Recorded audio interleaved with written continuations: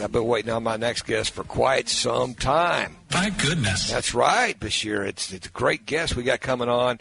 He is Christopher 2X of Christopher 2X Game Changers organization. He's the executive director.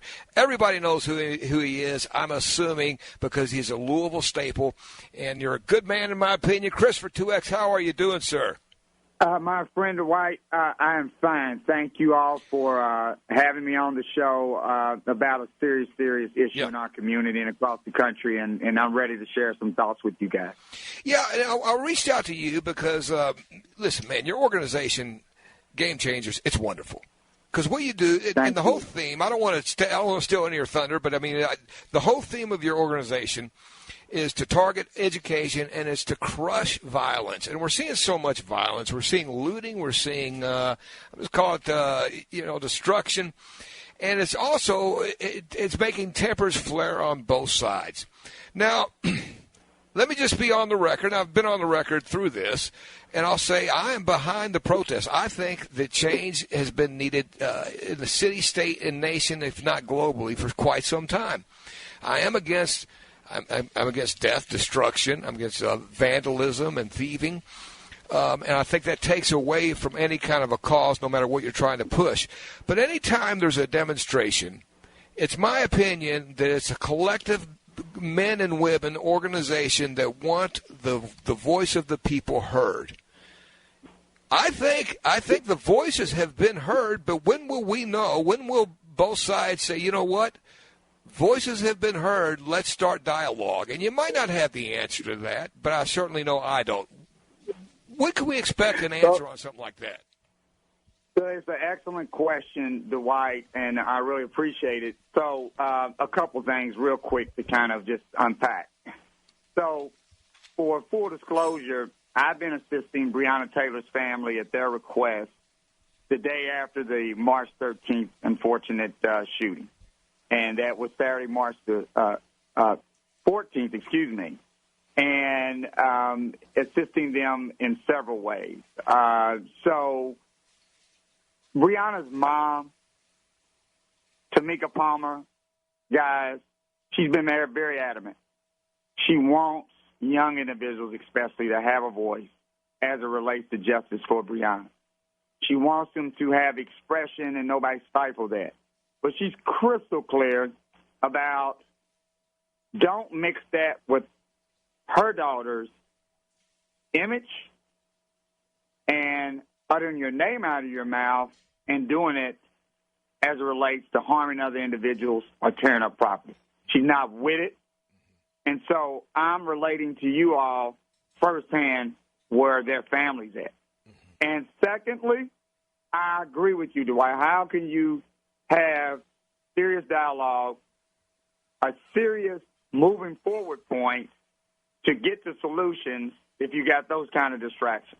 The young people that I'm down there with on the ground, and I'm letting them know this is y'all's time to lead, you all's time to lead. Mm-hmm. I'm the cheerleader down here with you all to do the right thing. Mm-hmm. And if you deviate from that, I can't be with you. Yeah.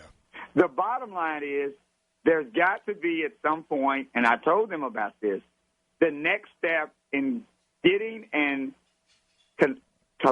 connecting on to assignments for change. Since you are passionately involved in this, and these kids are smart, don't let them fool you. They are technologically smart, and they do have a way to express. And I believe the majority of them who I've been around and who I'm going to constantly talk to want that kind of outcome. So hopefully new voices will emerge out of this, guys, that will be beneficial for us to coexist better. Not necessarily on a lovey-dovey relationship, sure, but on a coexistence that brings us into a respectful space. And lastly, from me on that, gets us to the bottom line, creating habitable environments for the children for their safe spaces.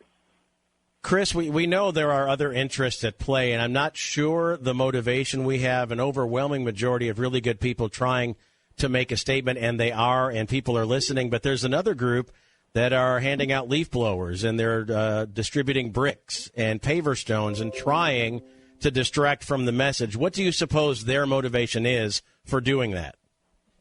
Well, again, there's different agendas, and you, from time to time, guys, you all seen it in the Ferguson event with the 2 riots in 2014, and then to remind everybody, in January of 2004, the city of Louisville almost faced, the first Ferguson before Ferguson happened in 14, with the shooting of 19-year-old Michael Newby and that LMPD officer who got fired and was the first one to ever go on trial for murder in a police-involved shooting, Mackenzie Mattingly, and he got acquitted in September of 2004. We were almost on the brink of serious civil unrest.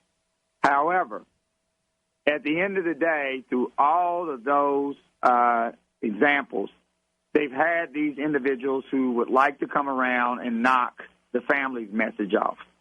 Unfortunately, that anger is understandable, but it's not going to be accepted if you're harming human life, if you're destroying property, and especially if you want to even harm officers because of the anger. Again, most families I've dealt with through these ordeals for 18 years now,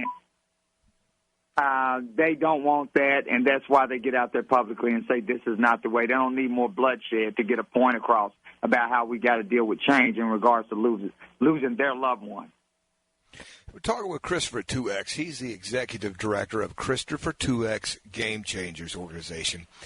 I want to challenge you just to Google that and go and check out the things that this organization does.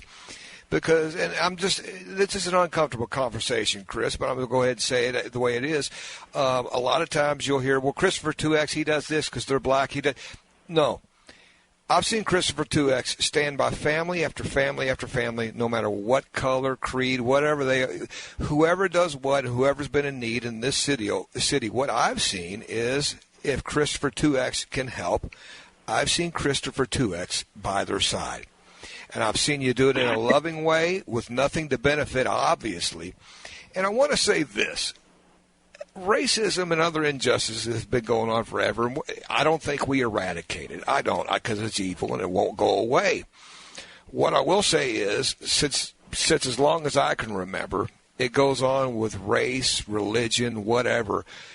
This person is that, let's paint him with this brush. That person's that, paint him with that brush. Here's what is terrifying me, and I think it's already done in our nation. People are starting to paint law enforcement with a broad brush. You couldn't call it racism. Maybe you can call it occupationalism. People are starting to say, he wears a badge, she wears a badge, this person is that. And I think that's a dangerous thing to do. It doesn't apply to humans in any race, color, creed. There should be one race, and that should be the human race.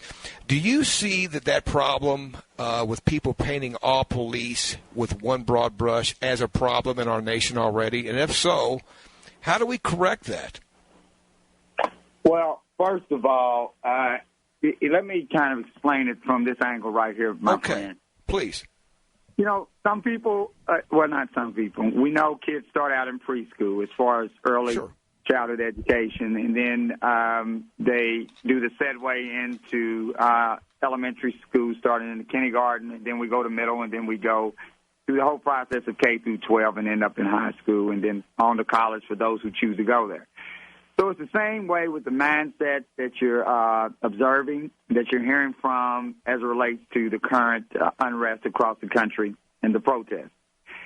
Some have not elevated their mindset beyond what and where they're at in as it relates to anger and rage and how to lash out in that way to be heard. Right. And some understand clearly that you have to use a more intelligent approach to getting change. Because guess what? And I wanted to tell you guys this. Most of those kids in Jefferson Square Park downtown, the majority of those kids are young white kids who are joining in their frustrations for what they feel. However, painting a broad brush of all officers being demons is, that's elementary. At the end of the day, you can find an officer that you can interact with, and when you don't see him in that blue uniform, you can meet that human being. Yeah. who cares about safety for children, who cares about being a good first responder. So you'll hear all that chat. What we got to constantly do is educate, especially the young ones, about how to coexist. And you don't have to do it in this so-called fantasy world of a lovey-dovey relationship, but on the mutual grounds of respect. And that's constantly my goal as I talk to these kids downtown. Right. How important, Christopher, is the decision and the process in hiring a new police chief for Louisville? Well, with the mayor having 2.5 years left, I think it's important. But we also got to keep in mind, because the next, whoever's coming in or gets elected in November 2022, will that person relieve that chief that Mayor Fisher put in for 2.5 years, and then we're into another process. So I think it's important, but at the same time, I think the smarter heads that will tackle this, I think they're going to keep in mind the short term of that potential chief, or maybe that next mayor keeps that chief on and as a continuum. So I think it's important as far as the last 2.5 years, but equally at the same time, we can't fool ourselves that new chief could be only under a short term as our police chief, bottom line. But there needs to be at least input from everybody who they will allow to have a voice about what this new chief would look like to lead for the next 2.5 years. Right, and I believe that we should move forward with some kind of collective group where even Metro Council, maybe even just the Metro Council President David James, whoever weighs in. And listen, we're short on time, and I hate this because there's so much to go over with you. I want you back. Well, we're good. We can revisit later on at some point. You know that. Absolutely. I want one more. I just want to hit one more thing on your organization. It's a place where you really believe this too. I know you. You want everyone in the community to have high quality access to high quality education and opportunities. Absolutely. And live in peace and thrive. In 30 seconds, can you leave us with one last thought, Chris, for 2X? So, my friend, I'm glad you brought that up, and it's just like our mission. Target education to crush violence. That's the way we deal with protests when they get out of hand. That's the way we deal with street shootings when they get out of hand. We start from early education on up to let the kids know that we got to coexist, but we got to coexist with a mindset that strives towards understanding and education that makes us smart enough to understand that we don't have to be caught up in the trappings of violence, whichever way it occurs, from street violence to police involved shooting. Chris, for 2X, keep doing what you're doing. We appreciate more than you know, and we will talk to you soon, all right? All right, thanks, guys. Take care. Back after this, the afternoon underdogs delivered by Papa John's Pizza, now with no contact delivery. Order online, papajohns.com.